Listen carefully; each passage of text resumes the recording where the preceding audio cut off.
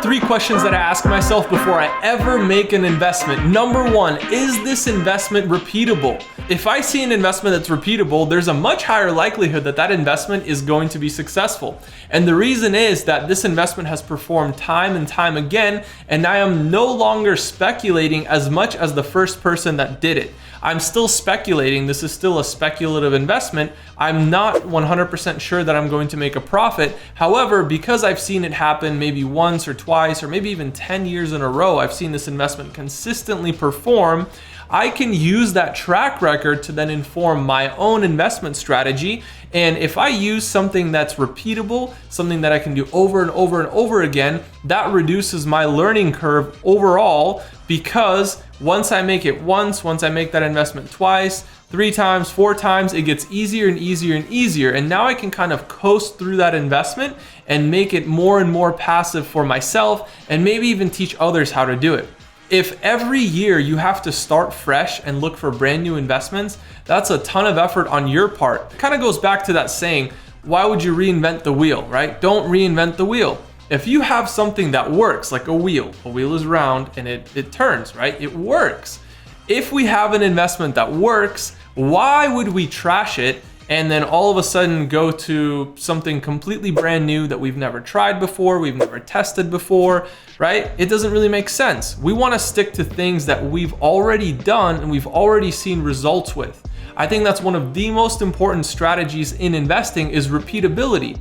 If you have repeatability, those investments tend to be more profitable or more likely to profit, at least from my own personal experience. Now, that's not to say that investments that are not repeatable are not profitable. Sometimes you have unique opportunities, like for example, if I wanted to start in a company, right? If I wanted to start a coffee shop or something, and I gave everybody the opportunity to invest $10,000 or $100,000 into my coffee shop, and they get an equity stake in that company.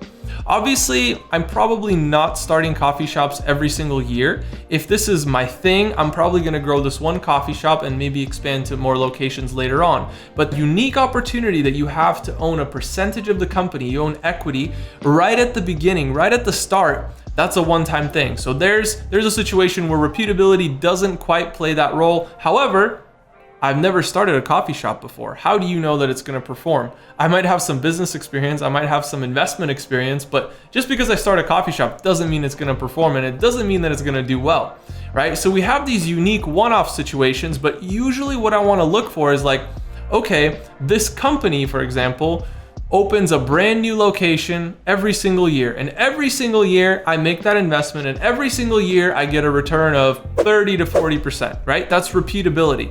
This is something that I can do over and over and over again. Number 2, I wanna make sure that I can scale this investment. If I invested $10,000 and that $10,000 paid me, I wanna invest more money, right? If I've proven that for myself over the course of 1 year, maybe 2 years, doesn't really matter how long it took, but as that investment ran its course, I proved to myself and to my bank account that this investment works. This investment produced some sort of return for me. It gave me an ROI. When I've seen that ROI come in from that investment, now I'm thinking like, okay, how can I grow this? If I put in $10,000 and I got $5,000 in addition to my $10,000 back, that's a 50% return. I want to put in $100,000 or maybe $1 million. If I put $1 million into that investment, is it going to break? Or is it scalable, right? As you can start with whatever you can, right? You start with 10K, 20K, whatever it is, you start and you can build upon that. You can reinvest your profits, you can find new funds to invest, and you can scale that investment. And as you scale it, your profits are gonna increase. It could stay that same percentage, right? So if we invested 10K and we made an ROI of 50%, so we made $5,000, and then let's say we invested $1 million. Well, the investment doesn't have to perform any better. The investment could literally have the same exact performance, and in this case, you make $500,000, $500,000. And if it's a passive investment, obviously you made it passively while maybe golfing or on the beach or whatever you want to do with your time, right? So that's one of the biggest keys is number 1, repeatability. Number 2 is scalability. And number 3, I always check the investment to make sure that it costs me at least $10,000 to get in. Now, this is more of a personal rule. I'm not saying that this is like the golden standard for investments, but based off of what I've seen, when I see investments that are less than $10,000, I personally don't trust them as much. It doesn't really matter what you do with your money when you have less than $10,000 to invest, because that same return, right, 50%, if we're talking about that 50% return, if you have, let's say, $3,000, you want to invest $3,000, you make a 50% return, that's $1,500. That's not really life-changing money, right? We want to invest some sort of capital that's really going to make a difference for us. And even at 10K, you know, if you invested 10K, you made a 50% return, you made $5,000, that's not really life-changing money either. If it's $5,000 every single month, okay, that's, you know, that can make a difference for some people for sure.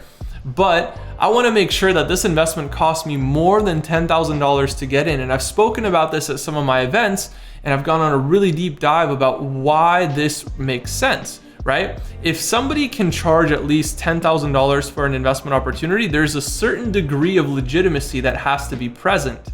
If they're not even able to command a price of $10,000 for that investment, chances are, at least from my experience, is that the investment may not truly be as good as it sounds. It may still perform, it may still be a good investment, but for me personally, I like to shy away from those investments and focus on things that are doing significantly higher minimums, right? So $50,000, $100,000 minimums. Once you have higher minimums, you have less competition in that space. It's attracting a different type of clientele. It's a different type of people that are playing at that level, right? So now if you're playing with people who have millions of dollars to invest, these people are going to do a lot deeper due diligence on these investments. So these investments just tend to be a lot more legitimate when they're playing at that level. Plus, if I'm investing less, again, it's not really meaningful to me. So I want to make sure that I actually pay attention to this investment, and I set aside time to pay attention to this investment, because money follows attention, right? And it's also true the opposite.